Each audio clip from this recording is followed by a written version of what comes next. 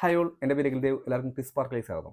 ഇന്ന് നടക്കാൻ പോകുന്ന വളരെ ഇമ്പോർട്ടൻ്റ് ആയിട്ടുള്ള രണ്ട് മത്സരങ്ങളുടെ റിവ്യൂ ആണ് നമ്മൾ നോക്കുന്നത്. ഒന്ന് വൈകുന്നേരം 7 മണിക്ക് നടക്കുന്ന ഇന്ത്യ സിംബാബ്വെ മാച്ചും അതിനു മുമ്പ് നടക്കുന്ന വൈകുന്നേരം 3 മണിക്ക് നടക്കുന്ന സൗത്ത് ആഫ്രിക്ക വെസ്റ്റ് ഇൻഡീസ് മത്സരമാണ് നമ്മളിപ്പോൾ നോക്കുന്നത്.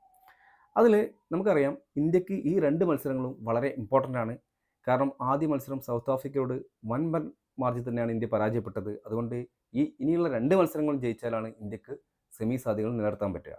ഇനി മറ്റു ടീമുകളുടെ ഫലം നോക്കാതെ ഇന്ത്യക്ക് സെമിയിലേക്ക് നോക്കണമെങ്കിൽ ഇന്ന് സൗത്ത് ആഫ്രിക്ക വെസ്റ്റ് ഇൻഡീസിനെ പരാജയപ്പെടുത്തി കഴിഞ്ഞാൽ ഇനിയുള്ള രണ്ട് മത്സരങ്ങൾ ഇന്ത്യ ജയിച്ചാൽ ഇന്ത്യക്ക് ഈസി ആയിട്ട് സെമിയിലേക്ക് പ്രവേശിക്കാം.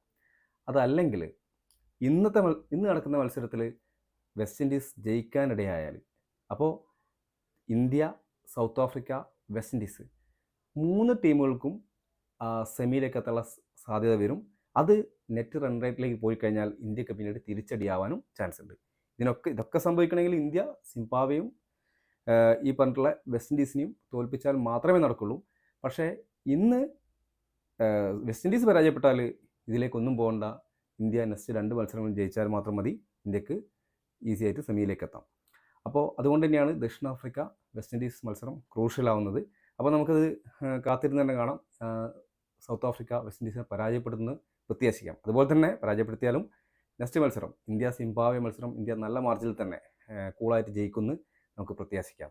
ഈ ടീം എടുത്താൽ സഞ്ജു സാംസൺ ഇലവനിൽ എത്തുന്നതാണ് നമ്മൾ എക്സ്പെക്ട് ചെയ്യുന്നത്. അങ്ങനെ വന്നാൽ മിക്കവാറും സഞ്ജു, അഭിഷേക് ഓപ്പണിംഗ് ജോഡി തന്നെ വരാൻ ചാൻസ് ഉണ്ട്. അതിനുശേഷം ഇഷാൻ കിഷൻ, പിന്നീട് തിലക് വർമ്മ, സൂര്യകുമാർ യാദവ് ആ ഒരു ഓർഡറിൽ ബാറ്റിംഗ് സെറ്റ് ചെയ്യാനാണ് ചാൻസ്. പിന്നെ റിങ്കു സിംഗ് എമർജൻസി കണ്ടീഷനിൽ നാട്ടിൽ പോയതുകൊണ്ട് തന്നെ ആ ഒരു കാര്യത്തിനാണ് നമുക്ക് ചാൻസ് കൂടുന്നത്. അതുകൂടാതെ അക്ഷർ പട്ടേൽ തിരിച്ചെത്തും നമുക്ക് എക്സ്പെക്ട് ചെയ്യാം. വാഷിങ്ടൺ സുന്ദർ ഔട്ടാവുന്നു അങ്ങനെയാണ് കരുതുന്നത്. എന്തായാലും കാത്തിരുന്ന് കാണാം. സിംബാബ്വൻ ടീമിൽ കാര്യമായ മാറ്റങ്ങളൊന്നുമില്ല, പഴയതുപോലെ തന്നെയാണ്. അവരുടെ ടീം കഴിഞ്ഞ കളിയിൽ ഒന്ന് വെസ്റ്റ് ഇൻഡീസിനോട് വലിയ തോതിൽ പരാജയപ്പെട്ട് കഴിഞ്ഞാലും തീർച്ചയായിട്ടും തിരിച്ചു വരാൻ കഴിവുള്ള കുറേ യങ്സ്റ്റേഴ്സാണ് സിക്കന്ദർ റാസയുടെ കീഴിലുള്ളത്, നമുക്കറിയാം. അപ്പോൾ അതേ ടീം തന്നെയാണ് അവർ സെറ്റ് ചെയ്യുന്നത്. സിക്കന്ദർ റാസ തീർച്ചയായിട്ടും പൊരുതാൻ വേണ്ടി തന്നെയായിരിക്കും ഇന്നിറങ്ങുന്നത്. എന്തായാലും നമുക്ക് കളി കാത്തിരുന്ന് കാണാം.